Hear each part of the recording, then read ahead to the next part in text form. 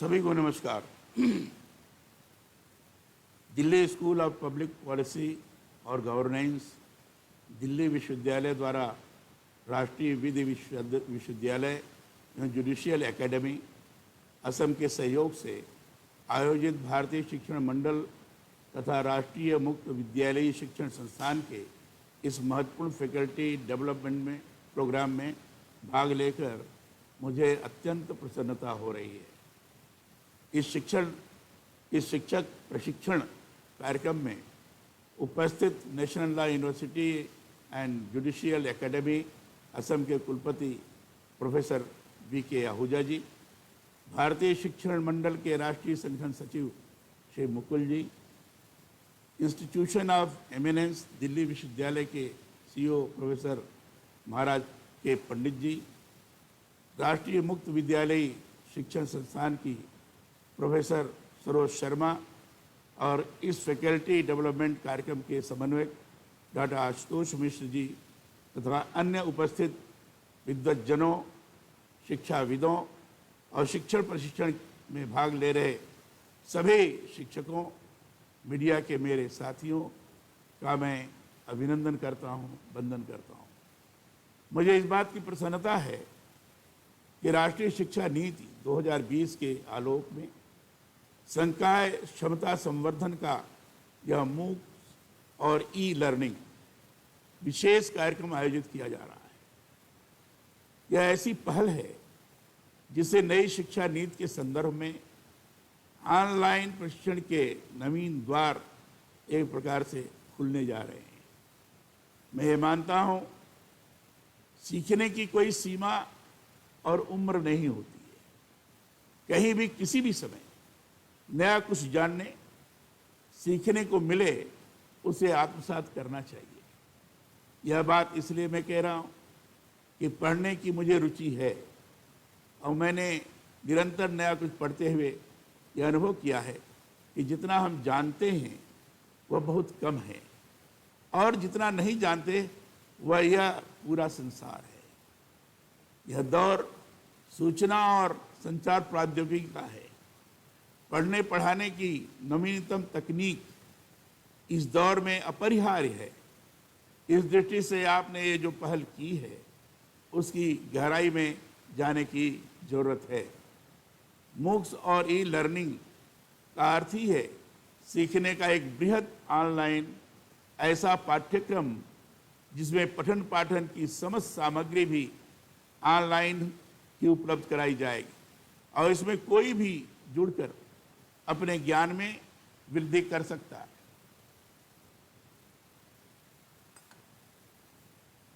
हमारे यहाँ ब्रह्म या ईश्वर के संबंध में उपनिषदों और अवधूत गीता में संस्कृत में नेत नेत वाक्य आता है। नेत नेत यानी न इति न इति, ज्ञान का कोई अंत नहीं है। यह असल में वेदांत का ज्ञान मार्ग है। आदि जगतगुरु शंकराचार्य ने कभी ब्रह्म सत्य जगत मिथ्या की बात कही थी। उनके इस कहे का बड़ा गहरा अर्थ है। जगत मिथ्या का अर्थ जो कुछ इस जीव जगत में है वह सत्य नहीं है, नश्वर है। इसलिए उसे ही परम मानकर अहंकार पालने की जरूरत नहीं है। ब्रह्म ही सत्य है। उसे पाने के लिए निरंतर अपने आप को परिशुद्ध करने की जरूरत है। इसीलिए आज शंकराचार्य के इस कहे में जो कुछ शब्दों में दिखाई देता है वही सत्य नहीं है, बल्कि उसके निहितार्थ बहुत गहरे हैं। नेत नेत से संबद्ध विचार ही यहाँ हैं कि न्याय विचार से ही जानने का और उससे भी और आगे जानने का मार्ग निरंतर खुलता है। अद्वैतवाद में युक्त तर्क की सहायता से एक परम सत्य तक पहुंचना होता है। और मैं जो थोड़ा कुछ समझा हूं वह यह है कि इस मार्ग तक पहुंचने के लिए अनवरत जानने का प्रयास करना ही सबसे महत्वपूर्ण है। यही नहीं, जीवन में भी जो व्यक्ति निरंतर ज्ञान के लिए इच्छुक रहता है वही भव संसार की बाधाओं को पार कर शीर्ष पर पहुंचता है। मेरा आप सभी से यह आग्रह है कि संकाय प्रशिक्षण के इस मुक्त और ई लर्निंग कार्यक्रम को भी इसी नजरिए से लेते हुए आप आगे बढ़ें। राष्ट्रीय शिक्षा नीति 2020 का एक प्रमुख उद्देश्य यह भी है कि शिक्षण प्रशिक्षण में उच्च गुणवत्ता को बढ़ावा दिया जाए। हम सभी ये जानते हैं कि केंद्र सरकार ने जुलाई 2020 में ही राष्ट्रीय शिक्षा नीति की घोषणा की। मुख्य उद्देश्य यही रहा है कि भारतीय शिक्षा प्रणाली को बेहतर बनाते हुए विद्यार्थियों का सर्वांगीण विकास इसके जरिए किया जाए। स्वाभाविक है कि इसके लिए शिक्षकों को भी निरंतर अपडेट रहने की जरूरत है। इसलिए मैं बार बार यह भी कहता हूं कि विश्वविद्यालयों और उच्च शिक्षण संस्थानों में अध्यापन से जुड़े शिक्षक केवल पाठ्यक्रम तक ही अपने को सीमित नहीं रखें, बल्कि समय संदर्भों से भी निरंतर अपने को जोड़े रखें। ज्ञान का अद्यतन किया जाना इस समय की सबसे बड़ी आवश्यकता है। किसी भी राष्ट्र, राज्य या क्षेत्र के भिन्न भिन्न व्यक्तियों के लिए अद्यतन शिक्षा ही सर्वाधिक मायने रखती है। इस प्रकार की शिक्षा से ही व्यक्ति अपने जीवन को आगे बढ़ाता है और पढ़ाने वालों को भी इससे आगे बढ़ने के लिए नवीन अवसर मिलते हैं। मुझे इस बात का हर्ष है कि राष्ट्रीय शिक्षा नीति में निहित पहलुओं पर चर्चा करने के लिए राष्ट्रीय हितों के संस्थानों की व्यापक चर्चा देश में की जा रही है। नई शिक्षा नीति के उद्देश्यों को इसी सही मायने में पूरा किया जा सकेगा। पूरा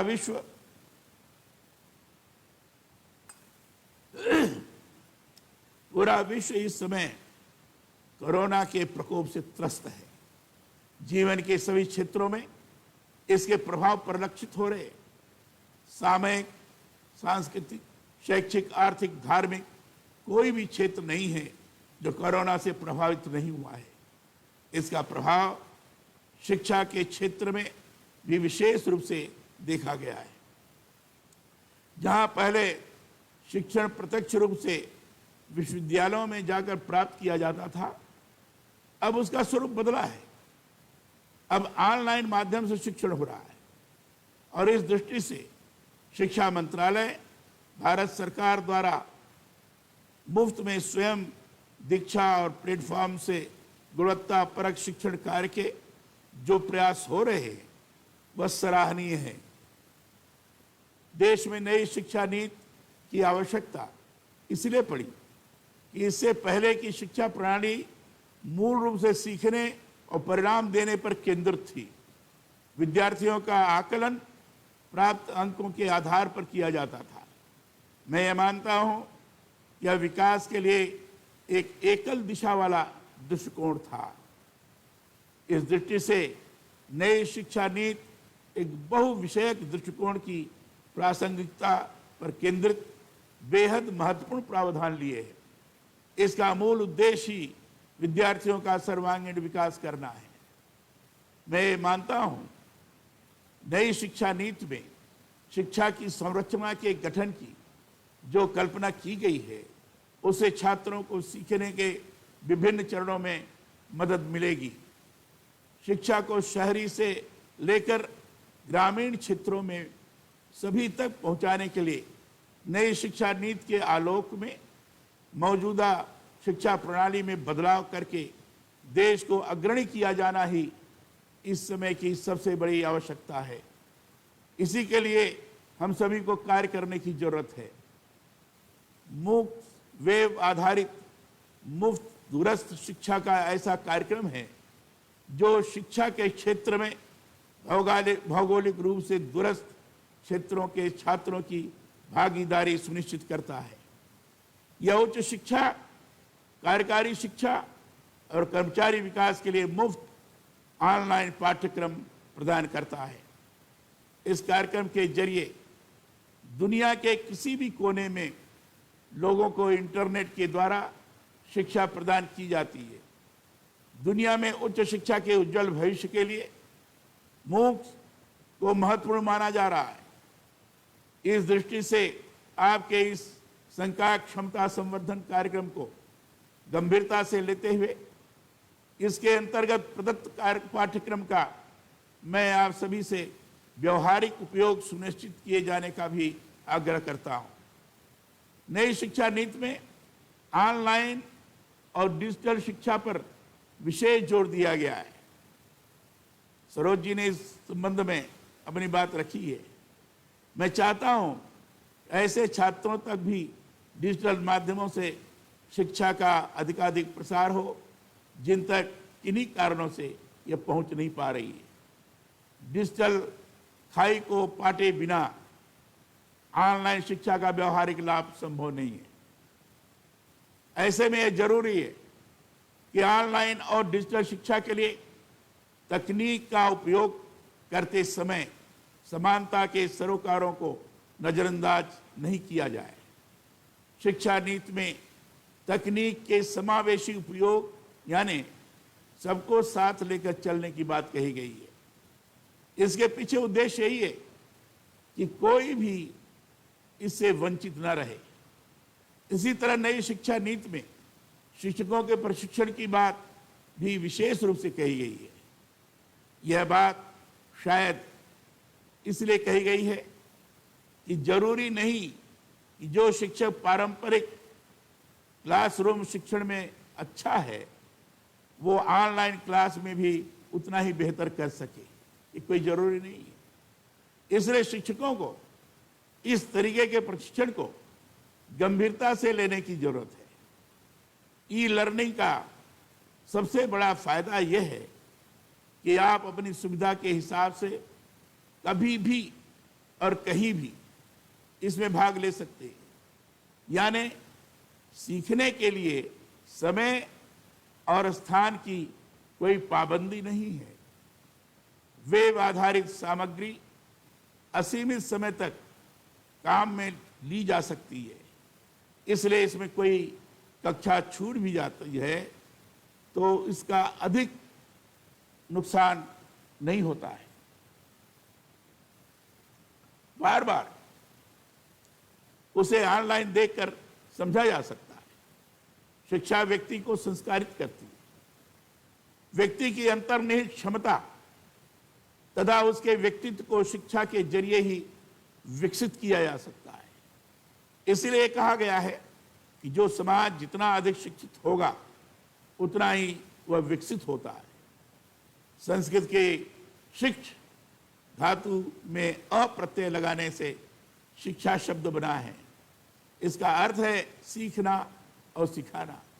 मैं यह मानता हूं तकनीक आधारित इस शिक्षण प्रशिक्षण में सीखने के साथ सिखाने की नवीनतम विधियों से निरंतर संकाय सदस्य रूबरू होंगे।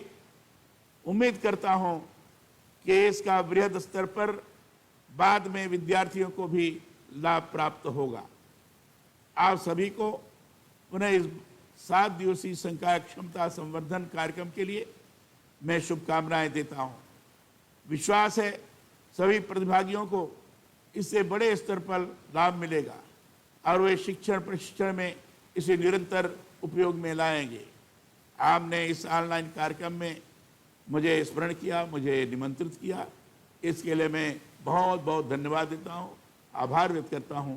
जय हिंद, धन्यवाद।